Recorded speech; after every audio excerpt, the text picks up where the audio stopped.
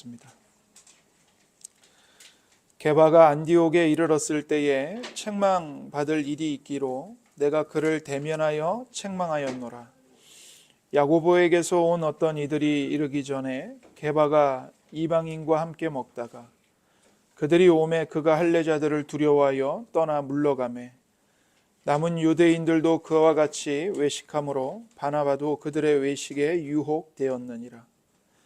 그러므로 나는 그들이 복음의 진리를 따라 바르게 행하지 아니함을 보고 모든 자 앞에서 게바에게 이르되 내가 유대인으로서 이방인을 따르고 유대인답게 살지 아니하면서 어찌하여 억지로 이방인을 유대인답게 살게 하려느냐 하였노라.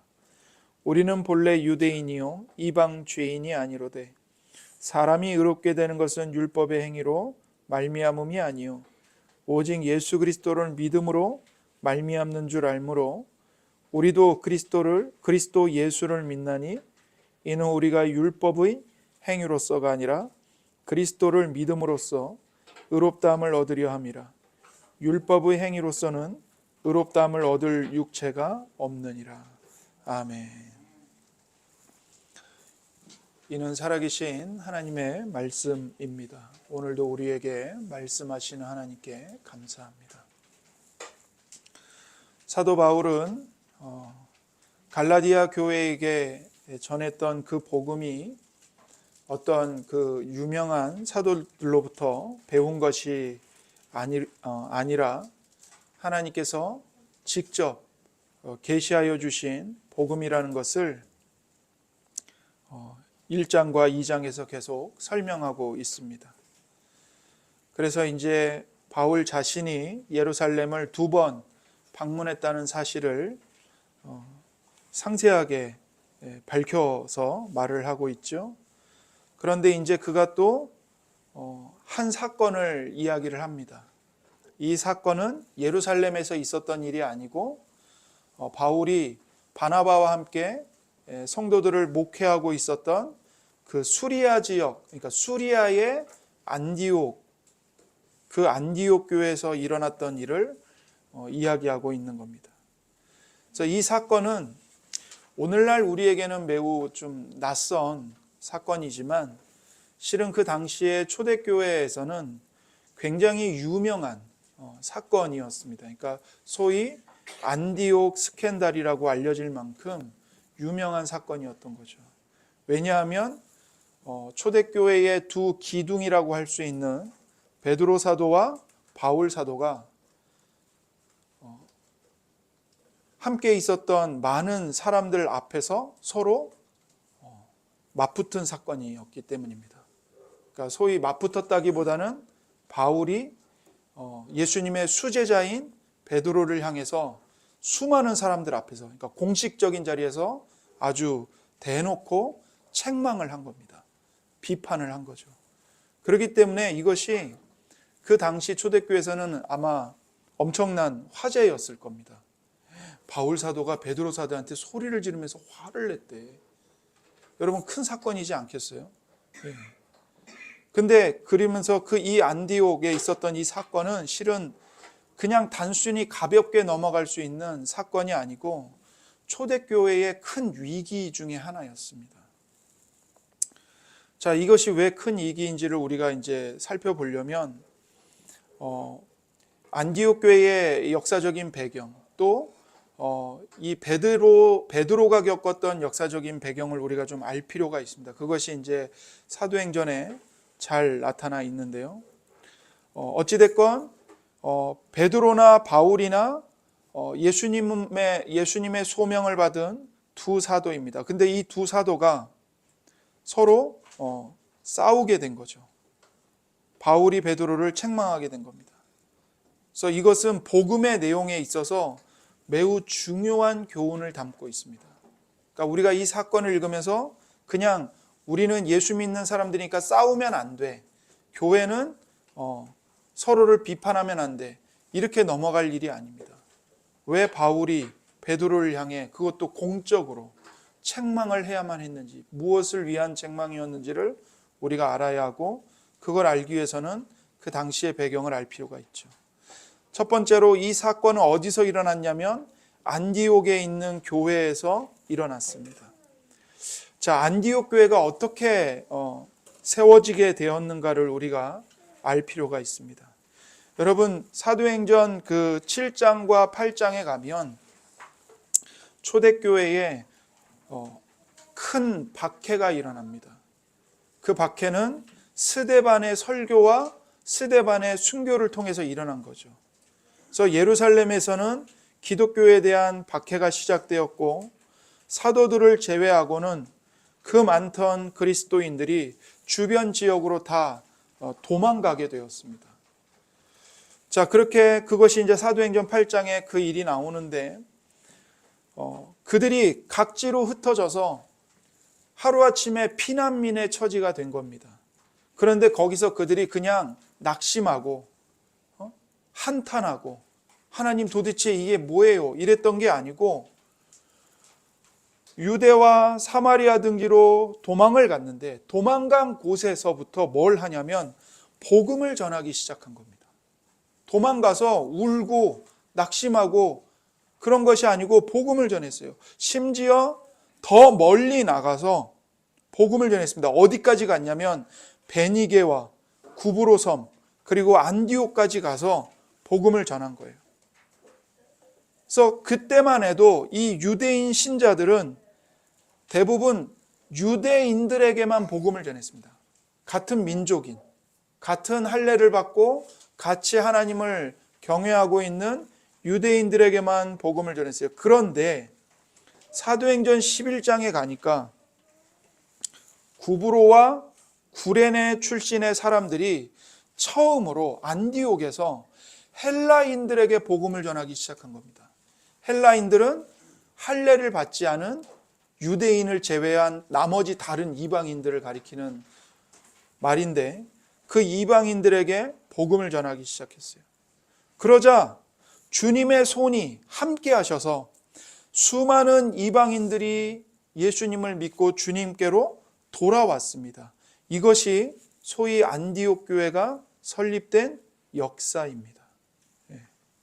그래서 당시 안디옥은 로마 제국의 대도시였고 로마와 이집트의 알렉산드리아에 이어서 세 번째로 큰 도시였습니다. 그러니까 완전히 작정을 하고 로마 제국이 신도시로 만드는 곳이었어요. 그러니까 엄청나게 번성하고 수많은 일자리가 창출되는 기회의 땅이었던 거죠. 오늘날도 우리나라나 어디서 그 신도시를 개발하면 젊은 사람들이 많이 들어가잖아요. 그러니까 이 안디옥이 그런 곳이었어요. 그렇기 때문에 어느 도시보다 이 안디옥은 그 국제적인 곳이었습니다. 그러니까 인종이나 문화나 이걸 넘어서 그냥 기회를 찾아서 수많은 사람들이 다양한 지역에서 왔기 때문에 거기에는 유대인들만 있었던 게 아니라 수많은 다양한 출신의 이방인들도 함께 있었던 거죠. 그 이방인들이 가득한 그 안디옥에 이 박해를 피해서 달아난 유대인 신자들이 복음을 전한 거예요. 그래서 사도행전 11장 19절에서 24절을 한번 보세요. 그때에 스데반의 일로 일어난 환란으로 말미암아 흩어진 자들이 베니게와 구브로와 안디옥까지 이르러 유대인에게만 말씀을 전하는데 그 중에 구브로와 구레네 몇 사람이 안디옥에 이르러 헬라인에게도 말하여 주 예수를 전파하니 주의 손이 그들과 함께 하심에 수많은 사람들이 믿고 주께 돌아오더라. 예루살렘 교회가 이 사람들의 소문을 듣고 바나바를 안디옥까지 보내니 그가 이르러 하나님의 은혜를 보고 기뻐하여 모든 사람에게 굳건한 마음으로 주와 함께 머물러 있으라 권하니 바나바는 착한 사람이요 성령과 믿음이 충만한 사람이라. 이에 큰 무리가 주께 더하여 지더라. 이렇게 안디옥에 복음을 전파한 몇몇 신자들로 인해서 교회가 세워졌습니다. 그러자 그 소식을 예루살렘 교회가 듣게 돼요. 이방인들로 구성된 교회가 안디옥이라는 도시에 세워졌다. 그러니까 예루살렘 교회의 사도들과 성도들이 그 소식을 듣고는 자기들이 신뢰하는 바나바를 파송하는 겁니다. 사실인지 봐라. 가봐라. 그래서 바나바가 와서 안디옥 교회에 와서 살펴보니까 정말이에요. 예수님의 십자가의 복음이 전해졌고 성령의 능력이 임해서 이들이 거듭나고 회심하여 진실하게 예수님을 믿고 있는 겁니다. 이방인들인데, 유대인들이 아닌데, 구약 성경에 대해서 잘 모르는 사람들인데 그런 일들이 일어난 거예요.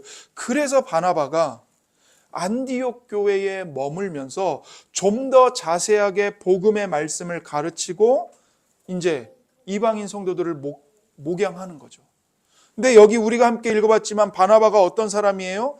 매우 착한 사람이에요. 그리고 성령과 믿음이 충만한 사람이에요.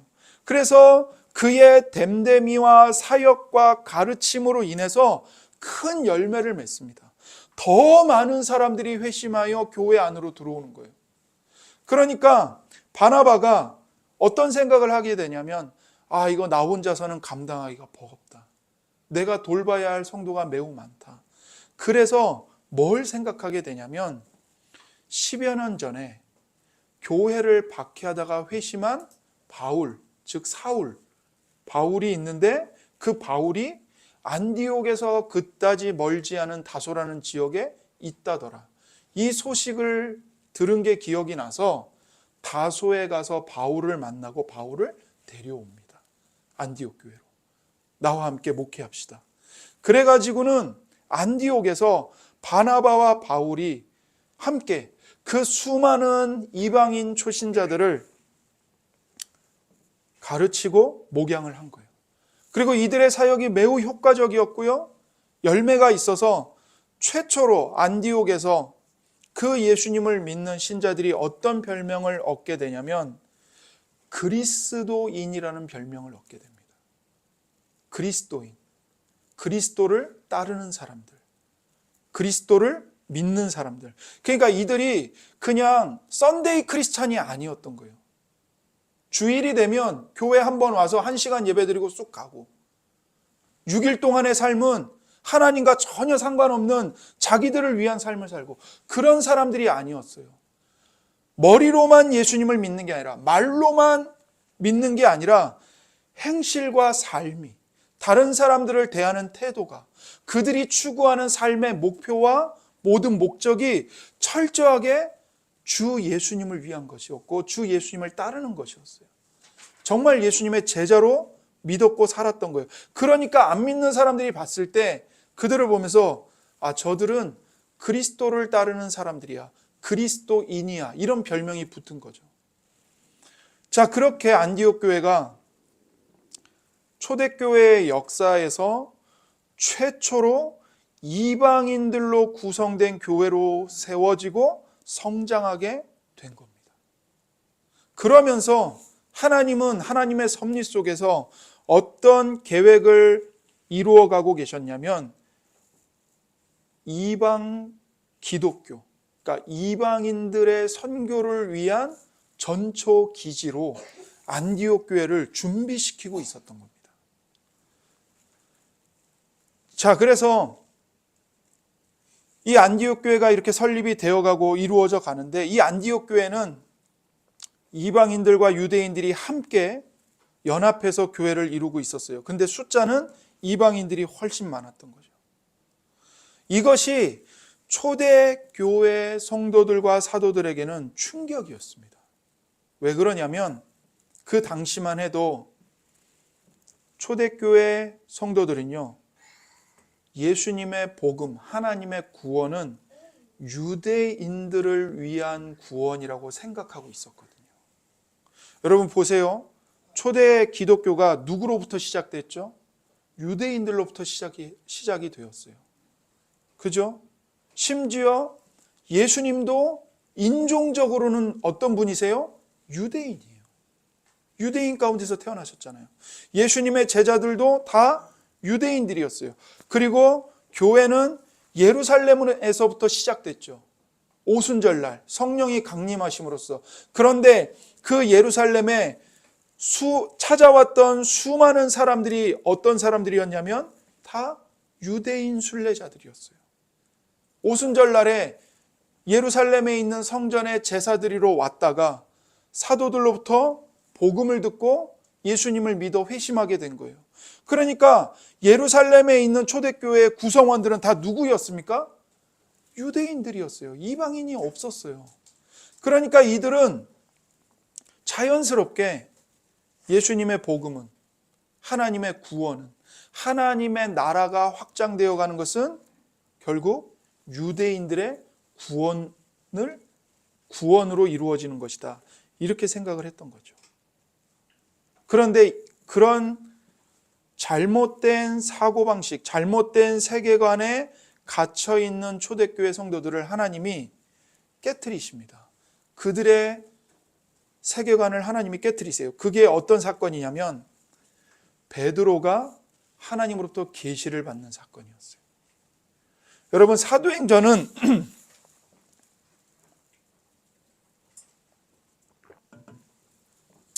말씀이 조금 너무 지루하신가요?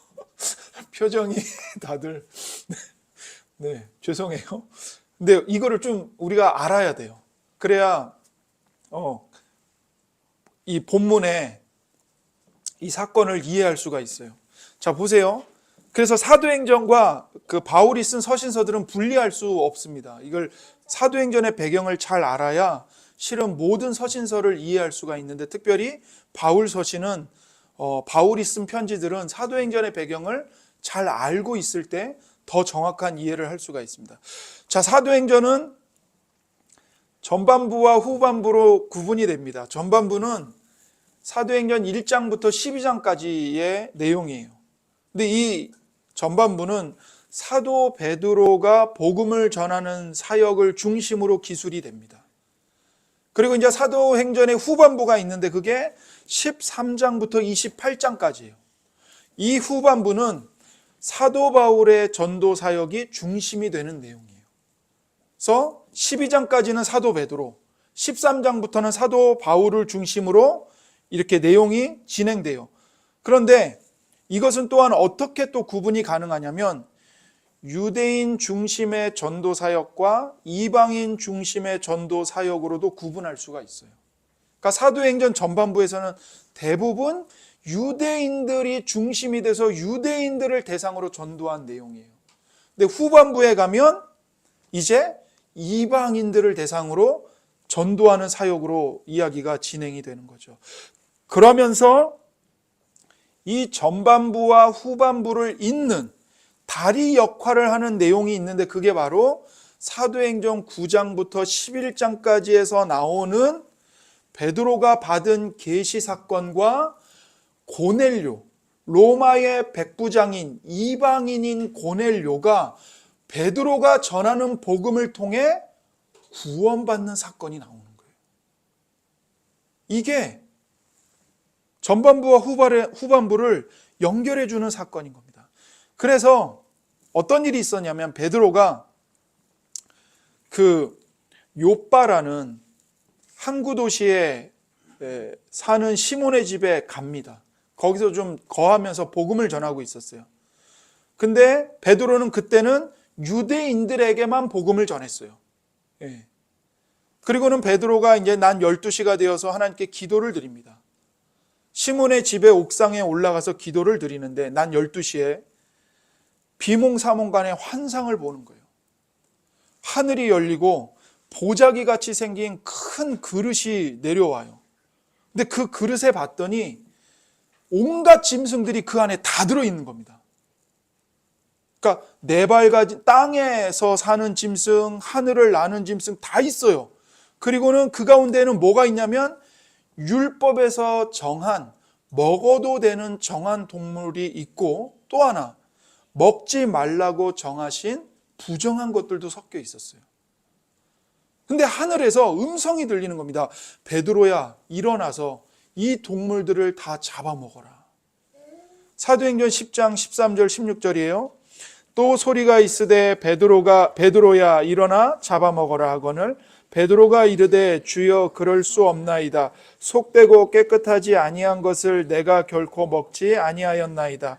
한데 또 두 번째 소리가 있으되 하나님께서 깨끗하게 하신 것을 내가 속되다 하지 말라 하더라. 이런 일이 3번 있은 후 그 그릇이 곧 하늘로 올려져 가니라. 보세요. 베드로가 환상 속에서 이 계시를 받은 거예요. 먹으래요. 근데 베드로는 완강하게 거부했어요. 주님, 그럴 수 없습니다. 저는 어렸을 때부터 부정한 것을 먹은 적이 없습니다. 안 먹겠다고 그래요. 그러자 하나님이 하늘에서 아니다 베드로야. 하나님께서 이미 다 깨끗하게 하셨다. 그러니 먹어라. 하나님께서 깨끗하게 하신 것을 네가 부정하다고 말하지 말아라. 이 말씀을 하신 거예요. 근데 베드로가 또 거절해요. 그러니까 하나님이 또 말씀하셔요. 베드로가 또 거절해요. 이걸 3번이나 반복을 하는 거예요. 그리고자 그 보자기 같은 그릇이 하늘로 다시 올라가고 베드로가 환상에서 깨어납니다. 그리고는 베드로가 이 환상의 의미가 뭘까? 이 계시의 의미가 뭘까를 놓고 고민했어요. 그때 어떤 사람들이 찾아와서 베드로를 찾는 거예요. 이 사람들이 어떤 사람들이냐면 하나님이 베드로에게 이 계시를 보여주시기 전에 하나님이 먼저 천사를 고넬료에게 보내셨거든요. 그래서 천사를 보내서 천사가 와서 고넬료에게 베드로라는 사람이 요빠라는 도시에 시몬의 집에 있으니까 그 베드로를 청해서 베드로가 하는 말을 다 들어라. 이 말을 고넬료에게 명했어요. 그러자 고넬료가 자기가 믿을 수 있는 부하 2사람을 보낸 거예요. 베드로라는 사람을 찾아서 데리고 와라. 그 사람들이 와서 베드로가 있는 요빠 집에 문을 두드린 거죠. 그 직전에 베드로는 이 계시를 본 거고. 그래서 베드로는 그 2사람이 왔는데 이 사람들이 이방인들이거든요. 유대인들의 정결법에 따르면 이 사람들을 절대 따라갈 수 없어요. 함께 할 수 없거든요. 유대인은 이방인과. 왜?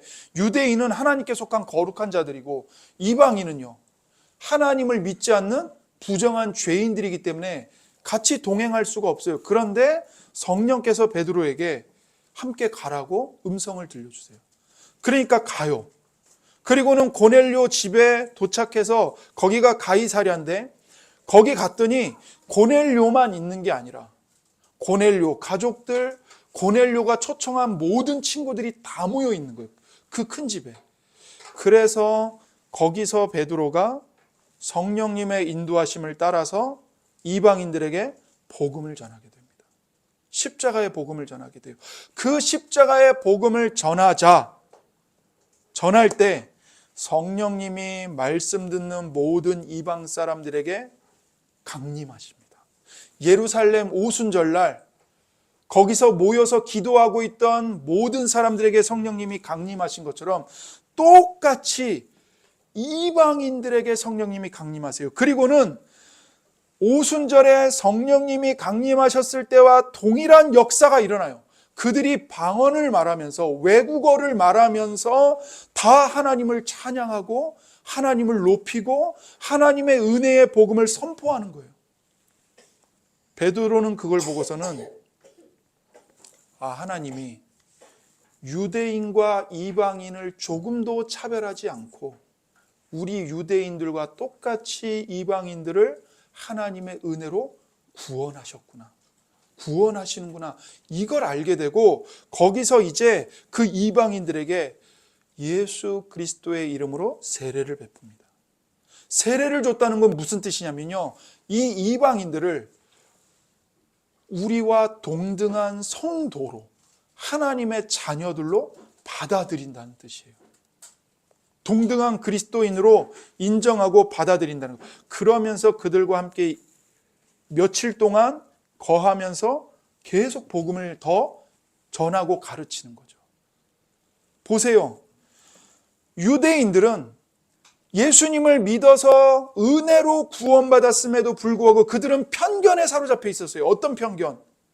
구원은 유대인들만을 위한 거야. 이방인들은 구원받을 자격이 없어. 여전히 차별하고 정죄하고 경멸하고 있었던 거죠. 사도들조차도 그 편견을 깨지 못하는 거예요. 그러자 하나님의 성령께서 직접 깨부시는 겁니다. 그게 아니다. 그래서 고넬료 가족들, 거기 모여있던 이방인들이 최초로 회심하는 것을 통해서 하나님의 구원은 유대인과 이방인 모든 사람을 위한 구원이다. 이거를 선포하신 겁니다. 그래서 이 사건에서 중요한 게 뭐냐면 교회 역사에서 최초로 이방인이 회심한 사건임과 동시에 더 중요한 의미가 있어요. 그게 뭐냐면 베드로의 회심이라고 말할 만큼 베드로의 복음에 대한 이해가 확장된 겁니다. 복음은 유대인들만의 것이 아니라 이방인에게도 동일하게 오직 은혜로, 오직 믿음으로 주어진다는 것을, 그 사실을 베드로가 깨닫게 된 거예요. 이신칭의를 깨닫게 된 거죠. 이신칭의, 오직 믿음으로만 의롭다함을 받는다. 이 복음은 유대인들만이 아니라 이방인 모두를 위한 것이다. 그래서 베드로가 그 고넬료의 집에 며칠을 머물면서 베드로가 밥을 먹었을까요? 안 먹었을까요? 밥을 먹었겠죠. 누구랑 먹었겠어요? 그 고넬료와 이방인들과 거기서 예수님을 믿어 세례를 받은 그 이방인 성도들과 함께 식사를 먹고 마셨던 겁니다. 그런데 그렇게 하고 베드로가 이제 예루살렘으로 돌아왔어요. 그랬더니 어떤 일이 일어났냐면 이 사건을 다 들은 그 예루살렘의 유대인 신자들 가운데 몇몇이 베드로를 비난했습니다. 그 비난의 핵심이 뭐냐면요, 이방인들과 식사했다는 거예요. 당신이 할례 받은 거룩한 유대인으로서 어떻게 할례를 받지 않은 이방인들의 집에 가서 같이 밥을 먹을 수 있느냐, 이걸 말한 거예요. 비난을 한 거죠. 여러분, 이 문제가 굉장히 심각한 문제였습니다. 유대인들에게 식사의 문제는요, 단순하지 않았어요. 같이 식사를 한다, 그거는요, 같은 편이라는 뜻이에요. 그리고 유대인들은 절대로 할례를 받지 않은 이방인들과 같이 밥 먹지 않았어요. 왜냐하면 이방인들은 부정한 자들이었거든요. 근데 그들과 함께 밥을 먹고 그들이 먹는 음식, 예를 들면 율법에서 금지한 돼지고기, 비늘이 없는 생선, 이런 것들은 이방인들이 거리낌 없이 먹는 거예요. 그리고 심지어 그들이 먹는 음식 대부분은 다 이방 신전의 제물로 바쳐진 것들이에요. 그러니 그 이방인들과 같이 먹으면, 밥을 같이 먹는 유대인이 어떻게 되겠어요? 부정해지는 거죠. 나도 부정해지는 거예요. 그러니까 절대로 유대인과 이방인은 식사를 같이 하지 않았어요. 그리고 여러분, 복음서에 보면 바리새인들과 서기관들이 예수님을 계속 쫓아다니면서 손가락질하고 힐난해요, 비난해요. 뭘로요? 세리와 창기들과 같이 밥 먹는다고요. 무슨 뜻이에요? 같은 동료라는 거예요. 그러니까 유대인들 사이에서도 부정한 유대인이 있고 거룩한 유대인이 있을 거 아니에요. 그러면 이 거룩한 유대인들은 같은 유대인인데, 같은 할례를 받았는데도 불구하고 부정한 죄를 범하는 자들, 율법에서 그만 더러운 것을 만져서 부정한 자들하고는 절대 밥을 안 먹어요. 그렇게 해서 자기의 거룩함을 지켜야 된다는 거예요. 그러니 베드로가, 그것도 사도가, 어떻게 할례를 받지 않은 이방인 집에 가서 밥을 먹을 수 있냐 이거죠. 이게 심각한 문제였어요. 그러면서 이 생각이 어디까지 확장이 되냐면, 아무리 이방인들이 예수님을 믿어 교회 안에 들어온다 해도 그들이 할례를 받지 않으면 우리는 그들과 같이 식사할 수 없고 우리는 그들과 같이 교제할 수 없다 이거예요. 없다는 거예요. 그러니까 같이 예배를 드리기 위해 예배당에 모여요. 그런데 유대인들이 중심이 된 교회는 누구만 들어올 수 있어요? 할례를 받은 유대인만 들어올 수 있는 거예요. 할례를 받지 않은 이방인은 출입 금지. 이렇게 돼버리는 거예요. 이게 이제 본문을 이해하기 위한 배경적 지식입니다. 자, 보세요. 베드로가 바울과 바나바가 사역하는 안디옥 교회에 갔어요. 거기서 예배를 드리면서 거기서 베드로가 밥을 먹었을 거 아니에요. 누구랑 밥 먹었겠어요? 안디옥 교회에 있는 이방인 성도들과 같이 밥을 먹었다고요. 근데 여기 12절에 보시면 야고보에게서 온 어떤 이들이 이르기 전에 게바가 이방인과 함께 먹다가 그들이 오매 그가 할례자들을 두려워하여 떠나 물러가매, 이렇게 말하죠. 그들이 왔는데 밥을 먹어요. 여기 보면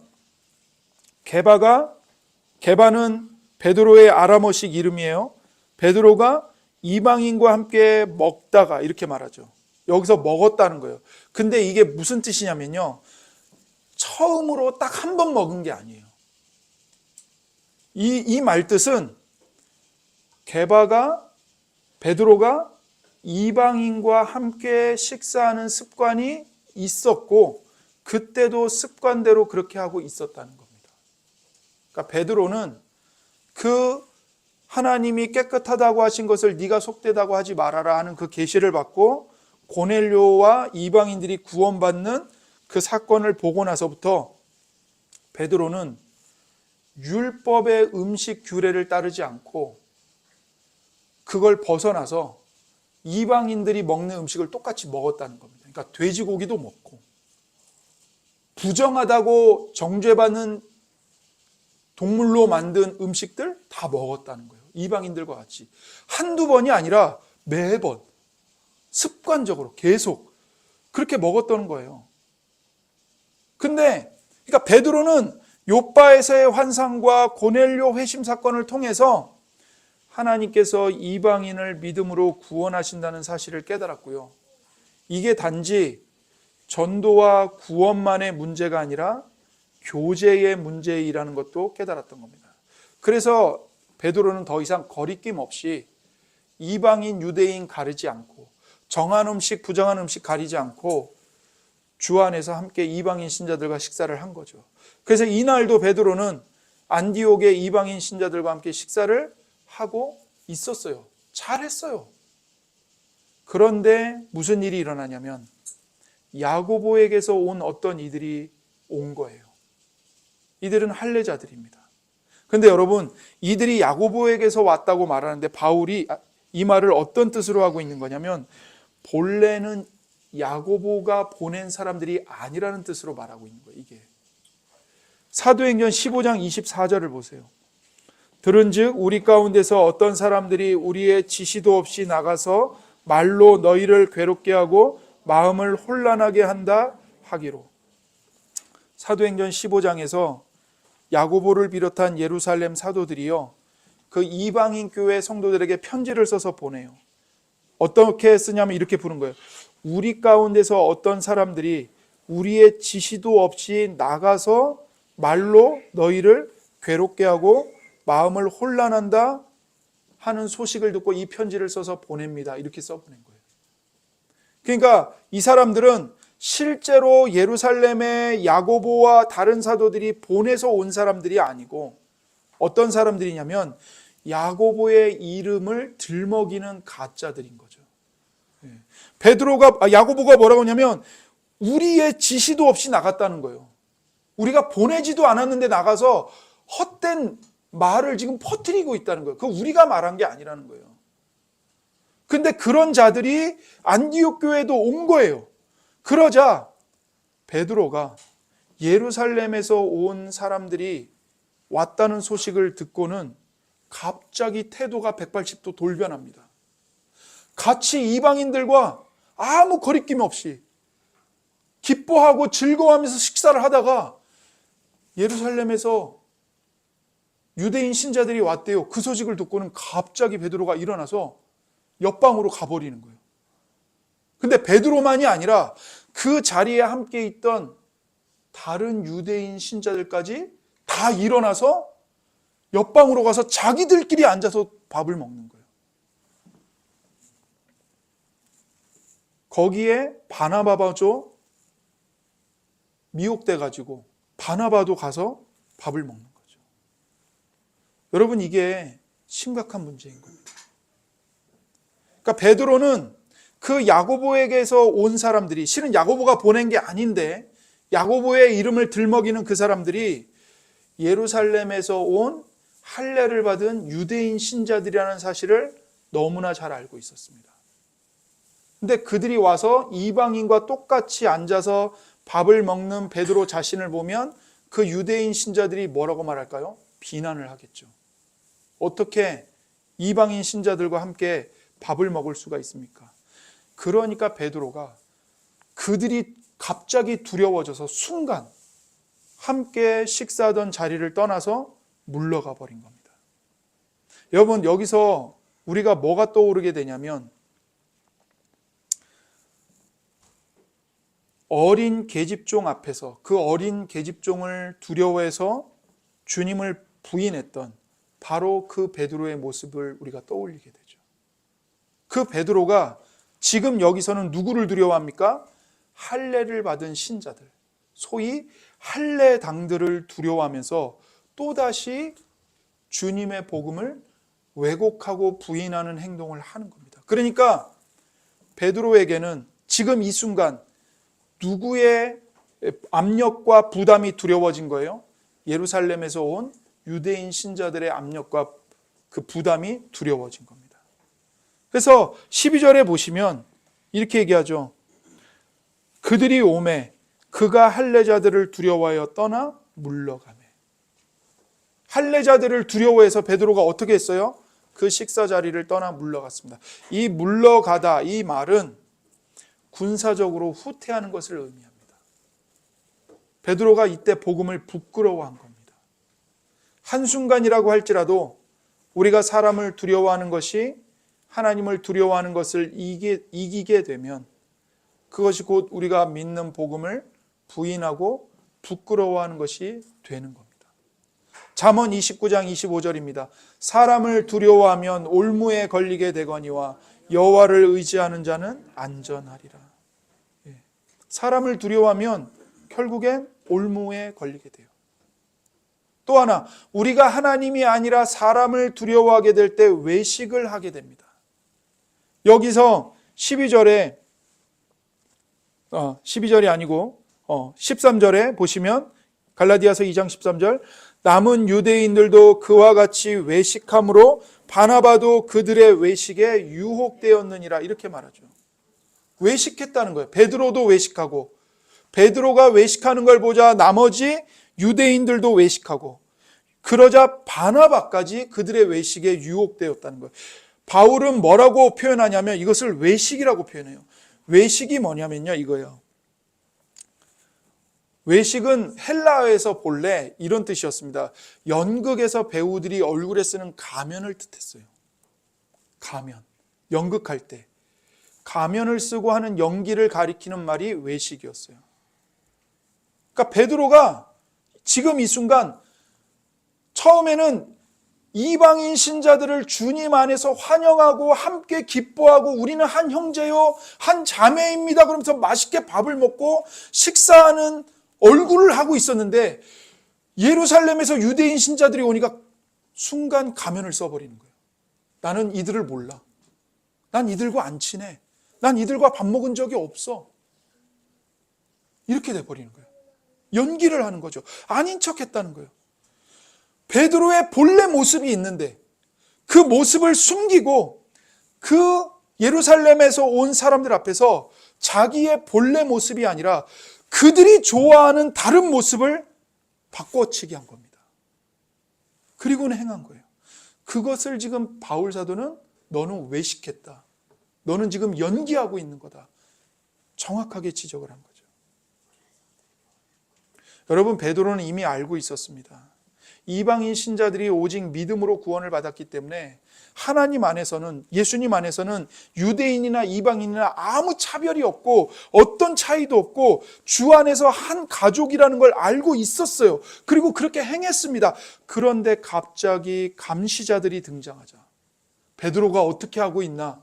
감시하는 자들이 오자 그들 앞에서 자기가 믿고 있던 복음의 진리를 따라 걷지 않고 복음의 진리에서 벗어나는, 복음의 진리를 버리고 다르게 행동을 한 겁니다.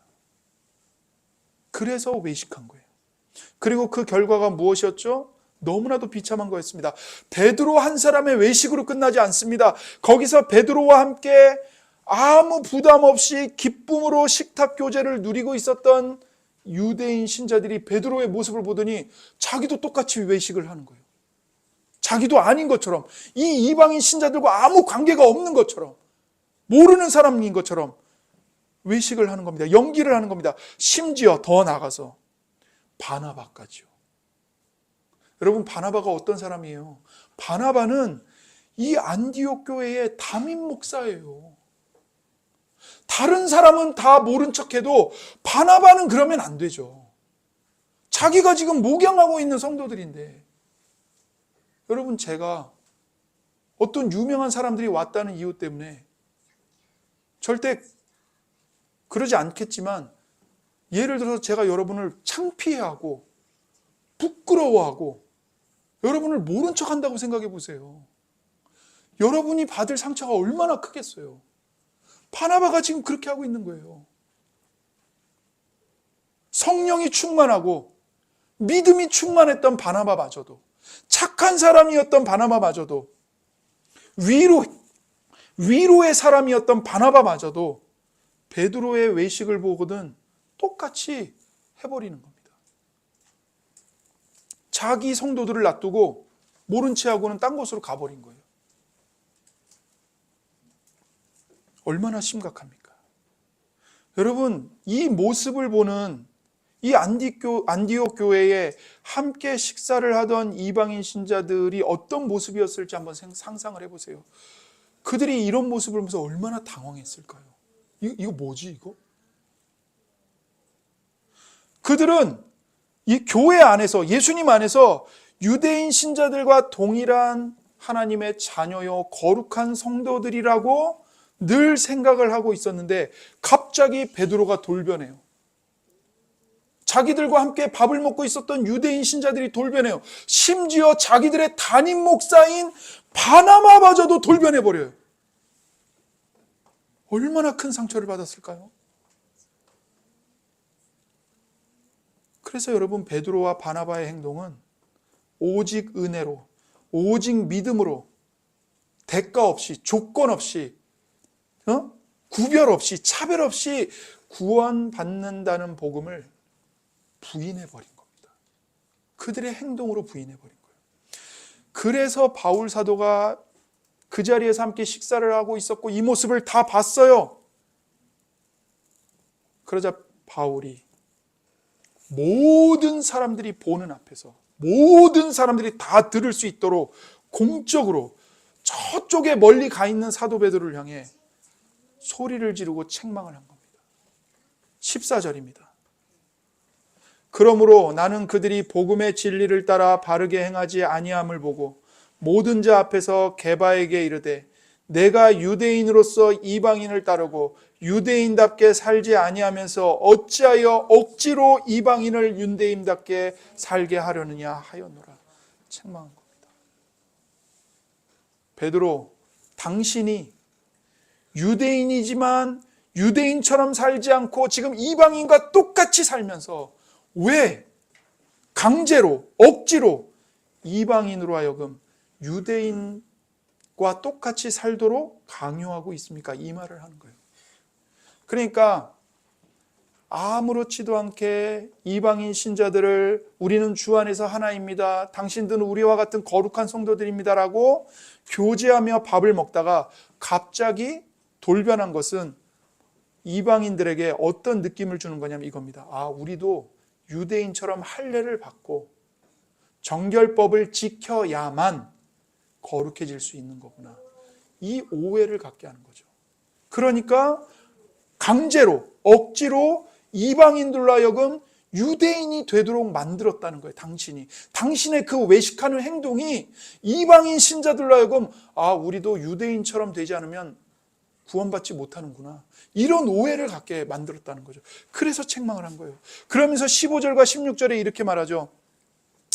우리는 본래 유대인이요 이방 죄인이 아니로되 사람이 의롭게 되는 것은 율법의 행위로 말미암음이 아니요 오직 예수 그리스도를 믿음으로 말미암는 줄 알므로 우리도 그리스도 예수를 믿나니 이는 우리가 율법의 행위로서가 아니고 그리스도를 믿음으로써 의롭다함을 얻으려 함이라.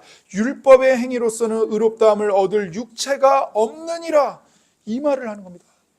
당신이는 아나 우리는 원래 유대인이다, 이방 죄인이 아니다. 그러나 예수 그리스도께서 오셔서 그 모든 틀을 다 깨부수시고 다 뒤집어 놓으셨다. 어떻게 뒤집으셨는가? 사람이 의롭게 되는 것은, 사람이 구원받는 것은, 사람이 거룩하게 되는 것은 율법의 행위로 말미암는 것이 아니라 오직 예수 그리스도를 믿음으로 말미암는 줄 우리가 안다. 그래서 우리도 그리스도 예수를 믿나니 이는 우리가 율법의 행위로서가 아니고 그리스도를 믿음으로써 오직 믿음으로 의롭다함을 얻으려 함이라. 율법의 행위로서는 의롭다함을 얻을 육체가 아무도 없다. 당신이나 나나 이 복음을 알고 있지 않냐?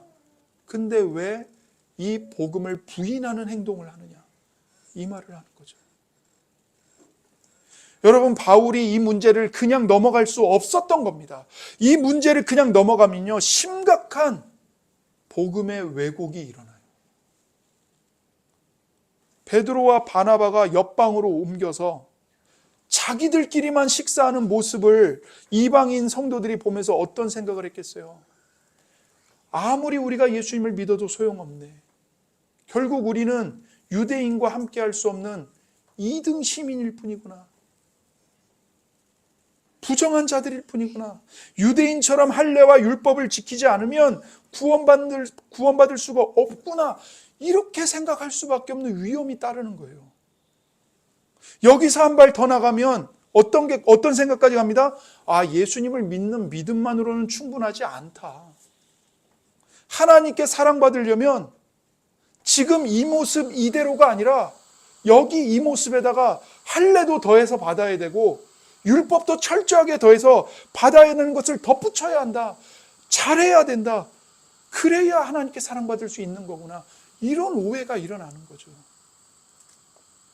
연약한 너의 그 모습 그대로는 안 되고 이 모습 그대로는 안 되고 율법을 더 잘 지켜야 된다. 그래야 내가 너를 사랑해 줄 수가 있다. 이런 복음의 왜곡이 일어나는 겁니다. 여러분, 하나님이 우리를 이렇게 사랑하십니까? 너 예수님 믿지? 잘한다. 그런데 너의 지금 그 모습으로는 사랑받을 수 없어. 여기서 기도 한두 시간은 더 해야 돼. 성경? 1년에 한 3독은 해야지. 헌금? 네 수입의 몇 % 이상은 하나님께 드려야지. 착한 일 더 많이 해야지. 예수님의 향기가 너에게서 더 많이 나타나야지. 그래야 너는 사랑받을 수 있는 자격을 갖추게 되는 거야. 하나님이 여러분과 저를 그렇게 대하시냐고요. 만약에 그렇게 대하시면 여러분과 저 가운데 하나님의 사랑을 받을 수 있는 사람이 누가 있겠어요? 아무도 없어요. 아무도. 하나님 그렇게 안 하세요. 우리가 예수 그리스도를 믿기만 하면, 예수님 앞에 나와서 나의 모든 죄의 문제, 나의 삶의 모든 실패, 나의 부끄러운 모습, 나의 연약한 모습, 하나님께 아무 도움도 되지 않고 교회에 나와봤자 교회의 짐만 되는 그 나의 숨기고 싶은 수치와 약함, 무능함, 그걸 가지고 예수님께 나와서 예수님, 나는 죄인입니다. 난 아무것도 아닙니다. 예수님이 나의 전부이십니다. 예수님이 나의 의로움이 되시고 예수님이 나의 구원이 되시고 예수님만이 나의 거룩함이 되시며 예수님만이 나의 생명이 되십니다. 그리고 예수님께 모든 걸 다 맡기고 예수님만을 전적으로 의존하면 하나님은 우리의 이 모습 그대로 받아주시고 사랑하신다는 거예요. 너는 예수 그리스도 안에서 내 자녀다. 예수님께 모든 걸 맡기는 너를 나는 내 아들 예수만큼 사랑하고 거룩하고 의롭게 여긴다. 받아주신다. 이게 복음이에요. 근데 지금 그 복음의 왜곡이 일어난 거예요. 아, 이 모습 이대로는 안 되는구나. 할례를 받아야 되는구나. 율법을 철저하게 지켜야 되는구나. 복음의 왜곡이 일어났죠. 게다가 이 일을 하고 있는 사람이 누구예요? 베드로와 바나바예요. 어떤 사람들이에요? 교리의 권위자들. 복음의 권위자들이에요. 그들이 말로는 은혜의 복음, 이신칭의를 말하면서 행동으로는 아니야, 할례 받아야 돼. 율법 잘 지켜야 돼. 이렇게 하고 있는 거예요. 이게 어떻게 간단한 문제냐 이거죠. 그래서 바울이 공적으로 베드로를 책망한 겁니다. 여러분 오해하지 마세요. 지금 바울이 베드로에게 질투심을 느끼고 있어서 아, 나는 예수님의 수제자가 아닌데 베드로는 예수님의 수제자였어. 내가 말하는 것보다 베드로가 말하면 사람들이 더 잘 들어. 시기심 때문에 사도 베드로의 약점을 발견해갖고 기회가 왔다. 내가 그냥 베드로의 체면을 다 깎아 뭉개버려야지. 그게 아닙니다. 그게 아니에요. 혹은 바울 사도가 성격적으로 결점이 있어가지고 그게 지금 터진 건가? 그게 아니에요. 그게 아닙니다. 바울 사도는 뭘 하고 있냐면요. 대가와 조건을 따지지 않고 공짜로 거저주시는 은혜의 복음을 위한 싸움을 하고 있는 겁니다. 복음은 은혜다. 그래서 행위로 복음을 무너뜨리고 복음을 왜곡하고 있는 베드로를 향해 모든 사람 앞에서 공적으로 책망을 한 거죠. 이걸 통해서 베드로가 뭘 보여줘요? 복음은 오직 하나밖에 없다. 은혜의 복음, 오직 믿음으로 받는 복음, 그거밖에 없다. 천사라고 할지라도 다른 복음을 전한다면 저주를 받아야 한다. 이 바울 사도의 입장을 베드로라고 하는 이 대사도 앞에서 동일하게 지금 나타나고 있는 겁니다. 당신은 그렇게 하면 안 된다. 결국엔 겉으로는 이게 이방인과 유대인 신자들의 식탁 교제의 문제였지만 사실 이거는요, 더 깊은 이 심층부에 어떤 싸움이 있어요? 은혜의 복음을 위한 싸움이 있었던 거예요. 구원이 우리의 행위로 받는 거냐, 은혜로 받는 거냐. 그 싸움을 한 거죠. 베드로가 야고보에게서 온 사람들과의 대결을 회피하기를 원했고 대결을 싫어했죠. 만약에 베드로가 진정 복음을 따라 행했으면 그 예루살렘에서 온 유대인 신자들과 싸워야 했습니다. 복음은 그런 게 아니야. 이 이방인 신자들 우리와 동일하게 은혜로 오직 믿음으로 구원받은 주 안에서 똑같은 형제 자매야. 싸웠어야죠. 그러나 베드로는 그들과 싸우기를 두려워하고 피해버린 겁니다. 그러나 바울은 달랐습니다. 바울은 평화를 위해서 어떤 대가를 치르고 복음까지도 진리까지도 갖다 버리겠다. 그렇게 하지 않았어요. 그가 어떤 대가를 치르더라도 지켜내기를 원했던 것은 평화가 아니라 복음의 진리였습니다. 이 복음의 진리를 따라 일치된 삶이 나타나지 않은 베드로의 모습을 보면서 그리고 그 베드로와 똑같이 따라가는 지도자인 바나바와 다른 유대인 신자들의 모습을 보면서 이 악한 영향을 주는 나쁜 본보기를 맞서 싸우기를 원했던 겁니다. 여러분, 이게 바울 사도에게 쉬웠을까요? 쉽지 않았어요. 그러나 만일 바울 사도가 이렇게 사도 베드로를 면전에서 책망하지 않았더라면 이 안디옥에 있었던 이 사건을 기점으로요, 수많은 교회들이 두 개의 교회로 쪼개져 버렸을 겁니다. 유대인들끼리 모이는 교회, 이방인들끼리만 모이는 교회. 그리고 서로가 전하는 복음이 완전히 달랐을 거예요. 엄청난 문제가 일어났을 겁니다. 바울 사도는 아들과 같은 디모데에게 이렇게 말한 바가 있습니다. 디모데전서 5장 20절입니다. 범죄한 자들을 모든 사람 앞에 꾸짖어 나머지 사람으로 두려워하게 하라. 바울 사도는 많은 사람들의 면전에서 베드로를 책망하기를 두려워하지 않았습니다. 우린 이걸 감사해야 합니다. 베드로를 이상한 사람으로, 바울을 이상한 사람으로 볼 게 아니고요. 이건 감사해야 돼요. 왜냐하면 교회 역사 속에서요, 이 바울을 본받아서 정말 복음의 진리를 따라 싸웠던 이 복음의 일꾼들 때문에 교회 역사 속에서 복음의 진리가 안전하게 지켜졌기 때문입니다. 여러분, 아타나시우스라는 주교가 있어요. 이 주교는 어떤 주교냐면 삼위일체 교리를 지켜낸 주교예요.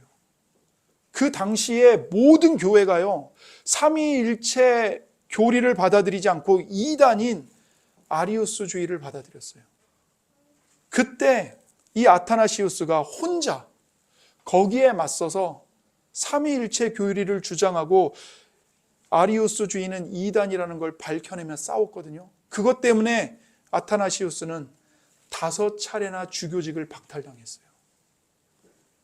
거의 대부분의 교회가 아리우스주의로 넘어가가지고 아타나시우스가 이단이라고 그 주교직을 다 5번이나 빼앗은 거예요. 근데도 굴하지 않고 그 이단을 맞서 싸우고 삼위일체 교리를 지켜냈어요. 여러분, 루터는 어떻습니까? 마틴 루터. 로마의 교황을 두려워하지 않고 죽음을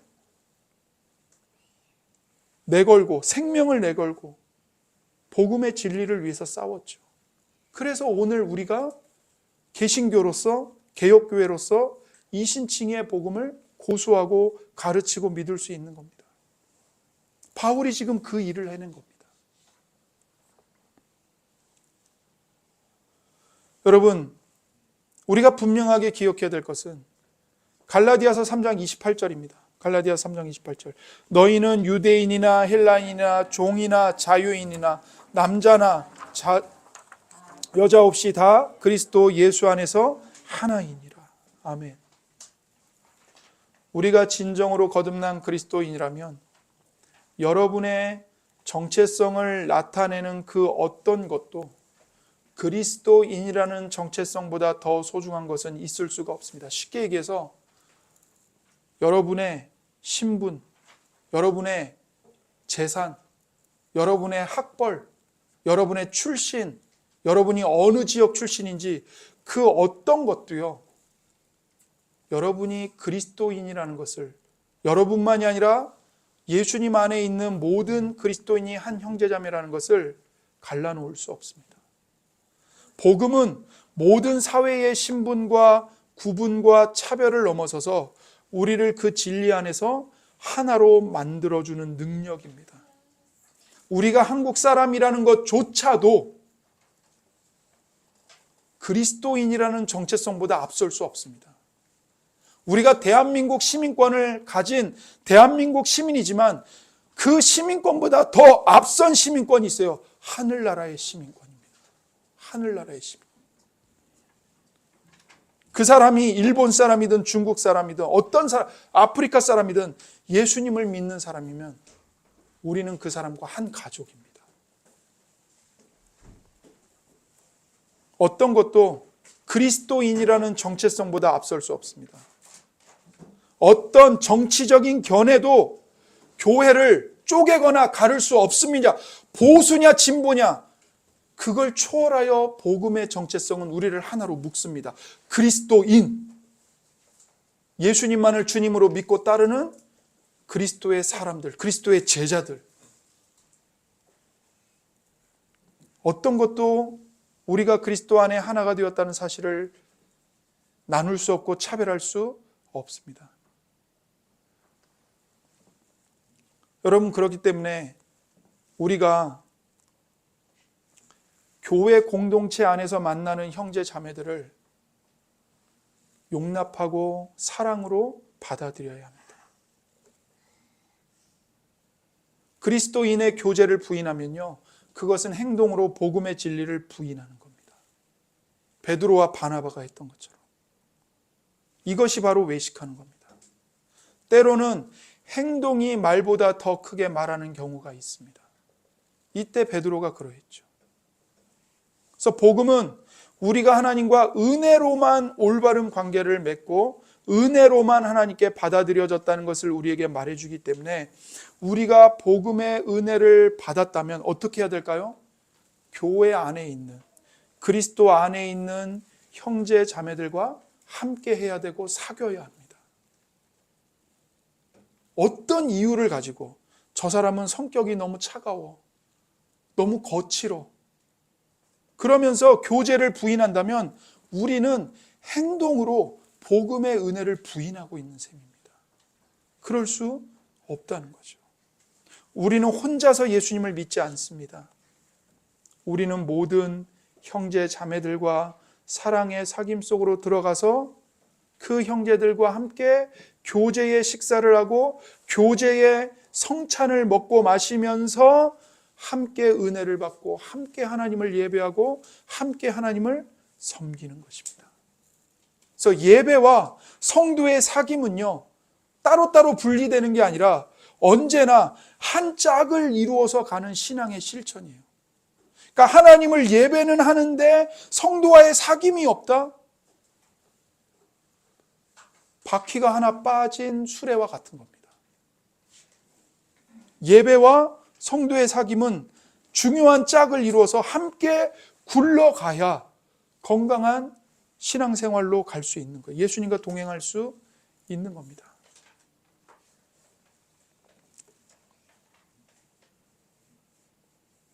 그리고 마지막으로 하나님보다 사람을 두려워하는 것은 복음의 진리를 부인하는 겁니다. 사도 베드로의 실수는 하나님보다 사람을 더 두려워했다는 겁니다. 그렇게 하는 것은 복음의 진리를 부인하는 것입니다. 복음은 하나님 외에 우리가 두려워하고 경외할 수 있는 대상을 두도록 허락하지 않습니다. 그래서 바울 사도는 갈라디아서 1장 10절에서 이렇게 말했죠. 이제 내가 사람들에게 좋게 하랴, 하나님께 좋게 하랴, 사람들에게 기쁨을 구하랴. 내가 지금까지 사람들의 기쁨을 구하였다면 그리스도의 종이 아니니라. 아멘입니다. 여러분, 우리가 정말 예수님의 복음을 이해하고 기쁨으로 그것을 받아들인다면 우리는 더 이상 사람들에게서 기쁨을 구하지 않습니다. 왜요? 나를 사랑하사 나를 위하여 자기의 모든 것을 십자가에서 희생하신 예수 그리스도만이 나의 참된 기쁨이 되시기 때문입니다. 그래서 여러분과 저를 십자가에 못 박히신 예수님이 자유롭게 하십니다. 참된 기쁨이 충만하게 하십니다. 그러니 이 예수님 앞에 나오십시오. 이 그리스도 앞에 나오셔서 은혜의 복음을 받아 누리시고 이 은혜의 복음을 값없이 받았으니 여러분 옆에 있는 형제 자매들, 주 안에 있는 다른 성도들을 기쁨으로 용서하고 용납하고 서로의 허물을 덮어주시고 함께 성도로 사귀며 서로를 섬기시기 바랍니다.